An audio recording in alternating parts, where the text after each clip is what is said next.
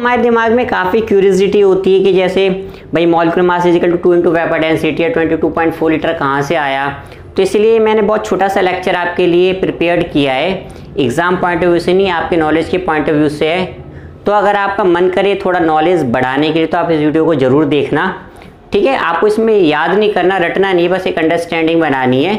बहुत छोटा सा वीडियो है कि भाई 2-3 पैरामीटर्स आते कैसे हैं। तो अगर मेरे को टाइम मिलेगा तो मैं इस टाइप के और भी वीडियो बनाऊंगा आपके लिए, जिससे आपकी नॉलेज इन्हेंस हो और आपको बेनिफिट मिले। ठीक है बच्चों, तो हम स्टार्ट करते हैं। एटोलॉजी हम लोग एप्लीकेशंस पढ़ रहे हैं, जिसमें सबसे पहला टॉपिक है हमारा एटोमिसिटी। अगर मैं इसको डिफाइन करूँ तो मैं कहता हूँ atomicity of an elementary substance is defined as the number of atoms of the element present in one molecule of the substance. तो हो सकता है डेफिनेशन देख के आपको थोड़ा अजीब गरीब लग रहा हो, लेकिन आप जैसे एग्जांपल देखोगे तो तुरंत समझ में आ जाएगा। जैसे मालूम मैं कहता हूँ जो O2 मॉलिक्यूल है उसकी एटोमिसिटी कितनी है, तो देखो इसके अंदर 2 है तो एटोमिसिटी कितनी हो जाएगी, 2 हो जाएगी। वहीं अगर मैं ओजोन की बात करूँ तो फॉर्मूला O3 होता है, इसकी जो एटोमिसिटी है वो 3 हो जाएगी। तो ये जो टॉपिक है मेरे पास, ये सिर्फ आपके नॉलेज के लिए, ये एग्ज़ाम में नहीं आता।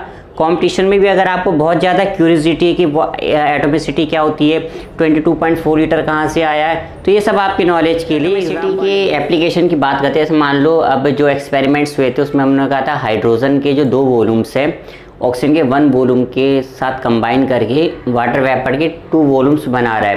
क्योंकि स्टार्टिंग में जितनी भी अर्ली रिसर्च थी वो सारी वॉल्यूम्स को कोरिलेट करके थी, जो एवोगाड्रो ने दिया था। Equal volume of all gases under similar condition of temperature pressure contents equal number of molecules. तो अगर मान लो वॉल्यूम ट्वाइस हो गया, इसका मतलब क्या है कि जो इसका एक वॉल्यूम है इसके 2 वॉल्यूम्स के इक्विवेलेंट है, और वाटर के 2 वॉल्यूम जो है वो हमारे बन रहे हैं। इसका मतलब क्या है कि अगर हम इसमें एवोगाड्रो हाइपोथेसिस अप्लाई करें तो हम कहते हैं 2n मॉलिक्यूल हाइड्रोजन के हैं, n मॉलिक्यूल ऑक्सीजन के हैं और 2n मॉलिक्यूल वाटर वेपर्स के बन रहे हैं। तो अगर मैं इसका 1 ले लूँ, इसका हाफ हो जाएगा और इसका 1 हो जाएगा। इसका मतलब क्या है, 1 molecule of water contains half molecule of oxygen, but 1 molecule of water contains 1 atom of oxygen, hence half molecule of oxygen का मतलब क्या हो गया, 1 एटम। इसका मतलब 1 मॉलिक्यूल ऑफ ऑक्सीजन हो गया 2 एटम्स ऑफ द ऑक्सीजन। अब देखो, अब हम एटम को आधा तो कर नहीं सकते, तो इसका हाफ का मतलब क्या है कि जो ऑक्सीजन वो मॉलिक्यूल की फॉर्म में है, और जब मैं मॉलिक्यूल को आधा कर दूंगा तो मेरा क्या बन जाएगा, एटम बन जाएगा। इसका मतलब क्या हो गया, हाइड्रोजन का जो एक मॉलिक्यूल है वो ऑक्सीजन के एक एटम के साथ कंबाइन करके वाटर वेपर्स बना रहा है। यानी अगर मैं बैलेंस इक्वेशन की बात करूँ आज के टाइम में, तो ये मेरा हो जाएगा 2H2 + O2 arrow 2H2।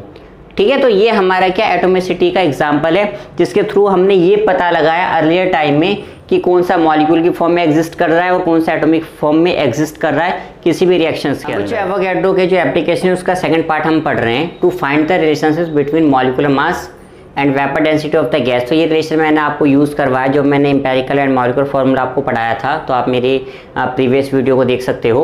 Vapour density of the gas होता है density of the gas upon density of the hydrogen. ठीक है, फॉर्मूला होता है वेपर डेंसिटी का। तो जो डेंसिटी ऑफ द गैस है वो क्या होगा, mass of the certain volume of the gas at STP, क्योंकि आपको पैरामीटर फिक्स करने पड़ेंगे, upon mass of the same volume of H2 at STP। तो हमने क्या करा, हाइड्रोजन के साथ इसे कोरिलेट कर लिया। Then mass of n molecule of the gas, जो हमने ऊपर गैस लिए, अपॉन में ऑब्वियस सी बात है नीचे हाइड्रोजन, तो हाइड्रोजन के मॉलिक्यूल्स की बात करेंगे।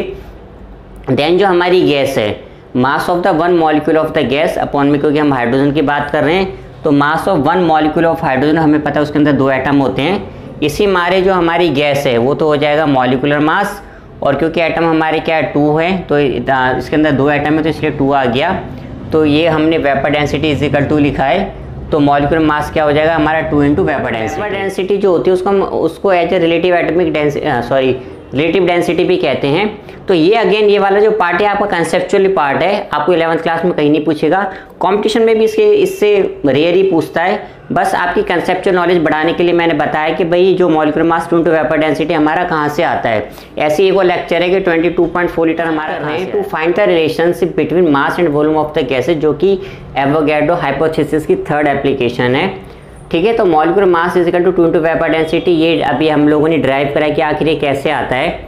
ठीक है, उसके बाद देखो जो हमने पढ़ाई जो वेपर डेंसिटी है molecular mass equal to 2 into vapour density, तो वेपर डेंसिटी क्या होता है, mass of the certain volume of the gas at STP upon में mass of same volume of H2 at STP। अभी मैंने प्रीवियस डेरिवेशन में इसको यूज़ किया है।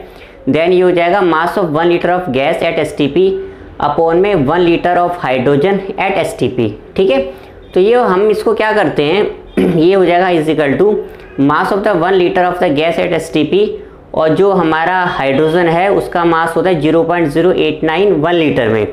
ठीक है, तो 2 अपॉन में 0.089 ये इज इक्वल टू हो जाएगा mass of 1 litre of the gas at STP और जब आप इसको सोल्व करोगे तो 22.4 लीटर आता है mass of 1 litre of the gas at STP। इसका मतलब क्या हुआ, mass of 22.4 litre of the gas at STP।